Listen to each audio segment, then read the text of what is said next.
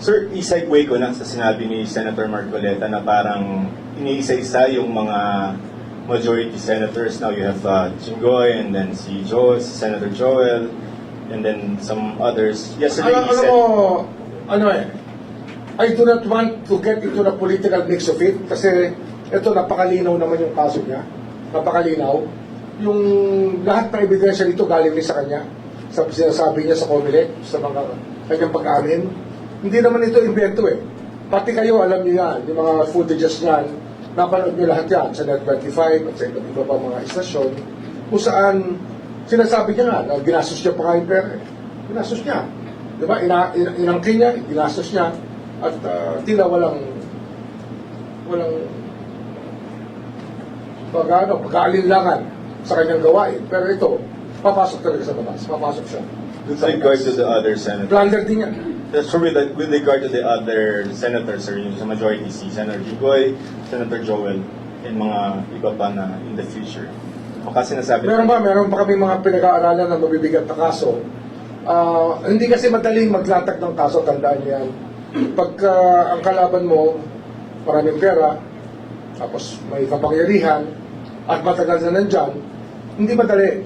Ito talaga, dinadahan-dahan namin, iniingatan namin ang pagkalap ng ebidensya, sapagkat one shot lang to eh. Hindi mo naman pwedeng araw-arawin yan. Mabibigat na tao yan. Hindi naman to, mga ordinaryong mamamayan. Ito talaga mabibigat na tao. Pero sir, hindi sila sinisingle out yung majority. Hindi yung pinapila. Hindi. Ano yan? Ang trabaho ng ombudsman, lahat eh. Ngayon, marami akong pinagmahal ng preventive suspension sa mga mayors. Andyan, Odo Dante ngayon. Pinagmahan ko rin sa mga mayors within the whole country. Marami kami pinapersu na kaso dito. Kaya lang, syempre, ang public interest na rin dito sa flood control at sa nangyayari sa bansa at nangyayari sa Senado at sa Kongreso. Hindi mo naman sa akin, sir. Ombudsman Val Gonzales po, DCRH. Kung si Senador Jinggoy Estrada ay masasampan na by Thursday, and after 2 weeks kay Senator Joel Villanueva naman, how about isa rin ho dun sa inabangan ng publiko ay yung pagsasampa rin ng kaso kay dating Speaker Martin Romualdez? Any update on that? Nandiyan na yan. Meron na kaming dalawa pang kasong inahanda tungkol dyan. Meron kaming isa pang money laundering case mabigat.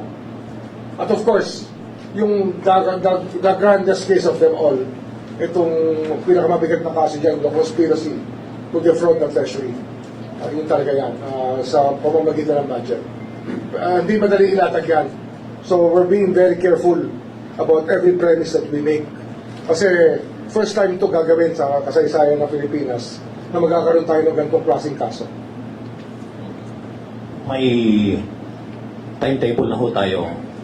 Wala kaming timetable dyan. Basta yung big case kasi, hindi mo pwede lagyan ng timetable dyan. Kinakalap namin ang ebidensya niyan.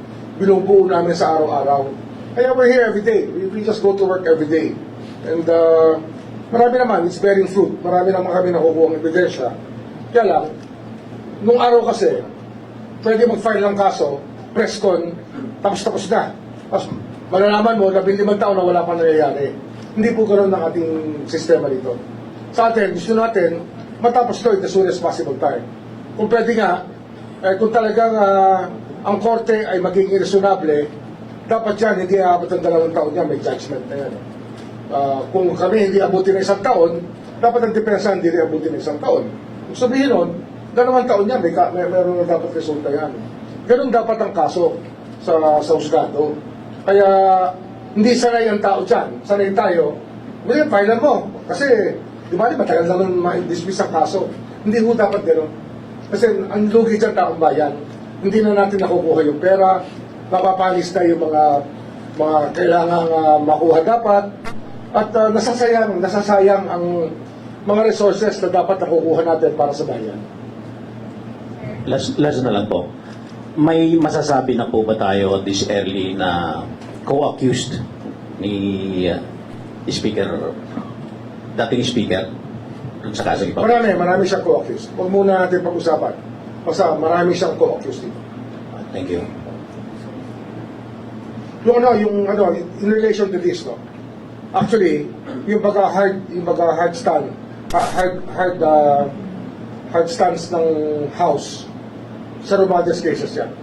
Kasi inaano namin, pinapasapiran namin yung records sa small committee at the committee on appropriations at ayaw nila ibigay. Yan ang sinasabi ko. Kaya, hindi madali. Sinasabi ko nga sa inyo, hindi madali yung aming gawain dito. Pero hindi namin ina-atrasan yan kahit sino pa. Wala kami atrasan. Sir, Gwen po. Gwen po from PCIG. Sir, I understand you said it's hard to set a timetable on filing of charges, but last April you said that plunder charges are expected to be filed against Senator Escudero and former Speaker Martin Romualdez. Sir, onti na lang po before matutuloy po ba yun? Hindi, this is it. Ito yung kaso na sinasabi namin. It's a grand case. Kaya, probably, we thought it easier before. But as days go by, we know how obstinacy can block everything. And right now, they're being obstinate in the House, even for the records of the proceedings. Ganun na to. Ito yung mga hadlang na ating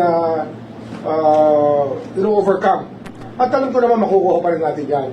Kaya lang, hindi nila ginagawang madali yung trabaho namin. Pinapahirapan kami, pero kasama yan sa sinumpaan namin tungkulin. At hindi kami na ano dyan. Hindi kami na hihinaan ng loob. So, hindi ko matutuloy this week. Huwag na natin sabihin yung panahon. Basta, ginahanda namin yan, darating tayo dyan.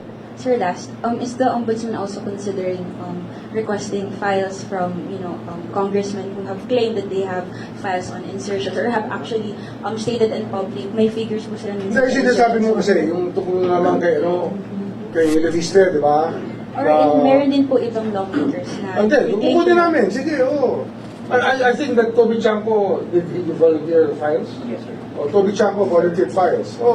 Lahat yan, kinukuha namin lahat yan. And those who can contribute, welcome po yan. Basta magagamit namin sa kaso. Thank you po. Sir, 213 yung conspiracy to defraud. Basically. Ano yan it is a layman's explanation pa lang ang ginagawa ko. Wala pa tayong technical. The technical things about what specific provision and the terms that we will use to label the crime, that will come later. Sinasabi lang namin, that's the big case na kinakailangan matapos. 24 budget. Conspiracy yan It's only a description Okay. of what we are trying to put together. Sir, on yung budget, kasi sir, di ba, as lawmakers, the job is to propose amendments to the submitted budget Yes, of the of course, President. of course. So how do you distinguish a legitimate proposal for amendment and when does it reach the level of being a crime already? Ayan, iba namang usapan yan. That's very specific. Kasi they could just say I don't na... think it's right for me to answer anything of that magnitude because it would refer to many situations that we face in the investigation. Kaya yung conspiracy to defraud comes in different phases and different parts of the narration. Kaya hindi ho natin pwedeng sabihin kagad na ito yan. Hindi po. Binubuo natin lahat yan para magtugma-tugma lahat ng bagay. Sir, part ba nung difficulty is because proposing an amendment on the part of the lawmaker is not per se a Hindi, crime? pwede yan. Alam mo yan, may period of amendments yan sa rules. Meron yan. Ang hinahanap mo rito, yung amendments na wala man sa record na Small committee, sir. yung insert ka lang sa sunod ng final version ng budget. Mga amendments na hindi kasama sa plenary deliberation pero bigla na lang nagbago, nagmilagro. O yung small committee nga Kaya nga, ito yung tinatanong mo Ngayon, they're trying to stop us from getting the information. But I told you about that already this point. The first thing that I told you about was this one. The hardliners who do not want us to get into the bottom of things. At marami dyan nasa house ngayon. Sir, 2024-2025 budget. 25, 24, yes.